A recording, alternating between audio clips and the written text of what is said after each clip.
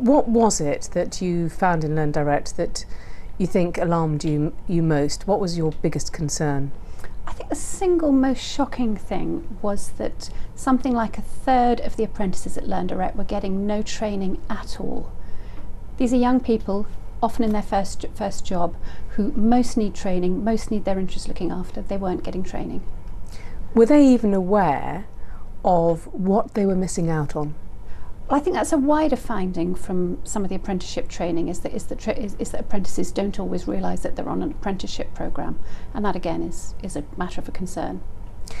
Did you feel that you got the cooperation you needed from Learndirect, that your team of very experienced inspectors were able to get the information that they needed? Well, it was clearly a tough inspector. We had an extremely professional team. We had an unusually large team. We were very careful. We looked at the scale of the job that had to be done and made sure we had the right team and the right level of resource. And they stuck to their guns and really worked through to make sure that we got everything that we needed to come to a solid finding. Because certainly the impression was that Learndirect weren't keen for this information to be out there. They challenged your findings in court.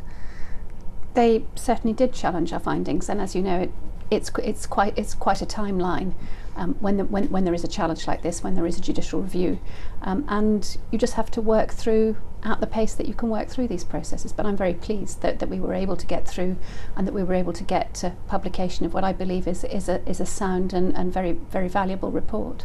It's very significant because of the size of Learndirect. What are the lessons from it?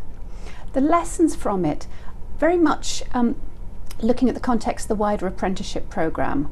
We've got a really big apprenticeship programme in this country now. It's a great opportunity. We've also got a very big pipe of apprenticeship money.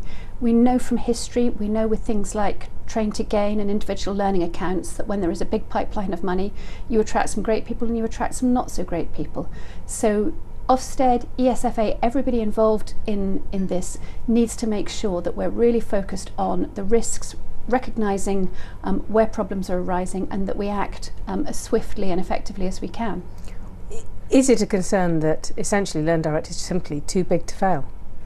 That's a question for the Department of Education, I think, at the end of the day. Unfortunately, it's not a question for Ofsted.